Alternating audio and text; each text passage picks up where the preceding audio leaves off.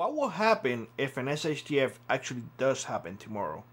Have you ever thought whether or not you will be able to survive?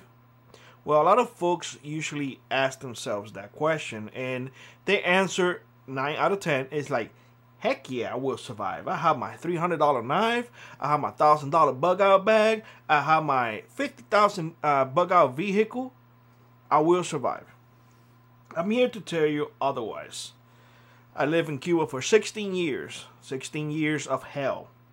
And I got to tell you that a lot of people survive because of their ingenuity, because they were used to hard work.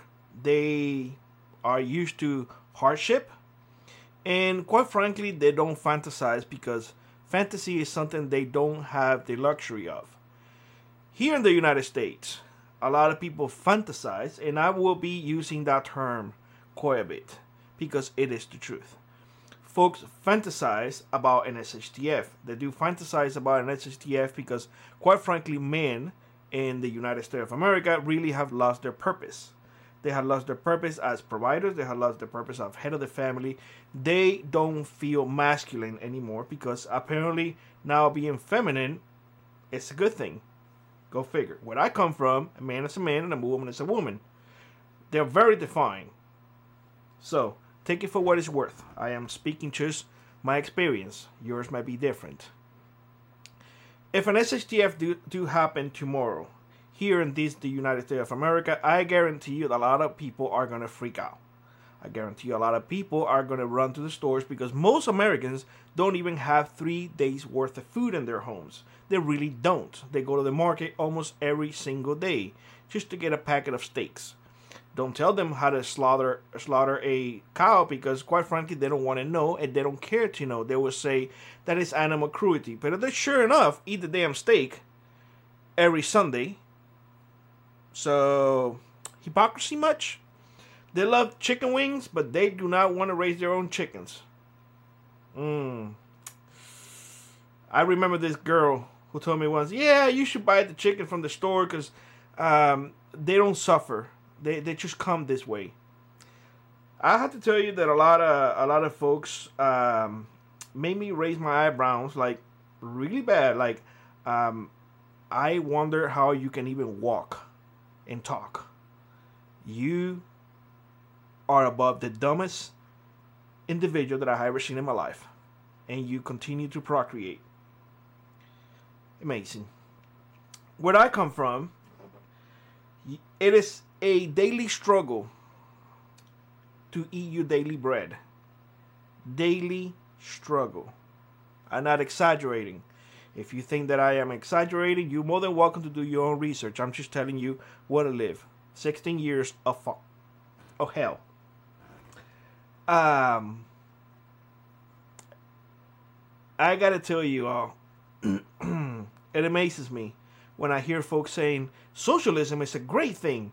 If it's such a great thing, how come you cannot give up your, I don't know what iPhone now they have. I don't know. Where are they now? 12, 16, 20? I don't keep up with those things anymore.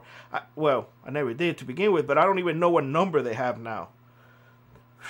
Amazing. But they have rights, so they can speak their mind. But they're saying say, well, you should not have the right to defend yourself because you don't need it. This is a polite society. Well, let me give you news. An armed society is a polite society. If you don't want to believe that, well, that's your prerogative. I guess you live in a bubble, and flying unicorns and rainbows are coming out of people's asses. Go figure. Where I come from, violence is a daily thing. You fight for everything. You fight on the line to get your bread. You fight with your neighbor because your neighbor stole your chicken. You don't have proof because your neighbor was very sneaky. You fight at school because somebody wants to take your lunch. You fight at school because somebody wants to take advantage of you and take your baseball cap. Or just mainly because you're bored and got nothing better to do and you need to harness your skills. Let me tell you something. If where I come from, they call you out and you don't respond, you are branded a coward. Now you are nothing more than a toy for everybody to just pick on you. Here, people's feelings get hurt all the time. I don't even know what pronouns are. And folks get offended and cry because you use the wrong pronoun.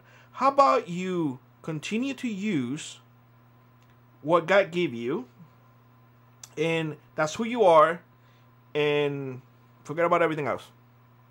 How about that? How about that? Let's keep it nice and simple. Do you think in an SHTF people will care about your feelings? You know how much we care about people's feelings in Cuba? You didn't care. Tough it up.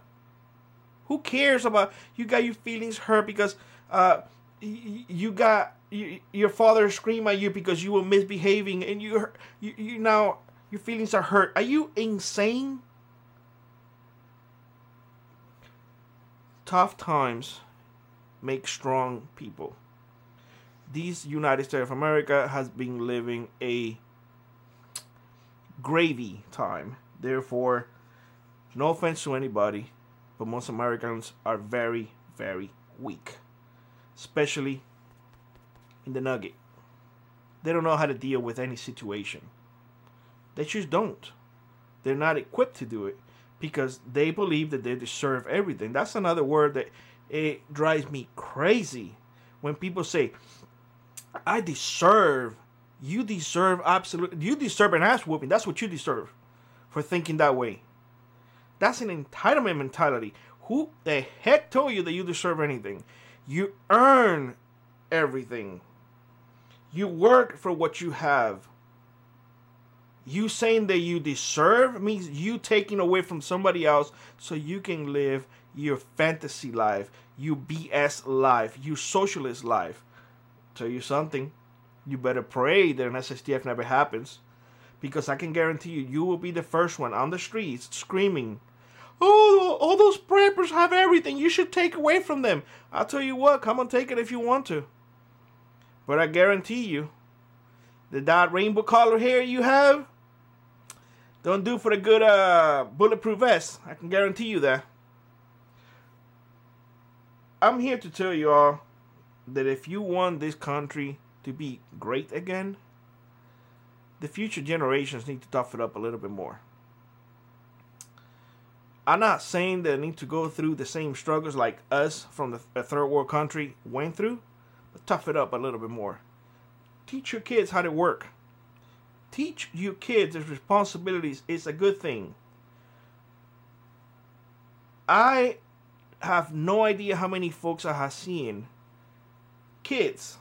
having kids living on their parents' house. Are you out of your mind? There's a saying where I come from. Essentially, it translates, if you get married, you want your own house. You want your own property. If you are old enough to do the deed, you better be old enough to take responsibility. If you raise your kids, you will be able to spoil your grandkids. If you spoil your kids, you will have to raise your grandkids. With that, let me know what you think in the comment section below. Like always, rock on, prep on, and I will see you on the next one. Bye-bye, everybody.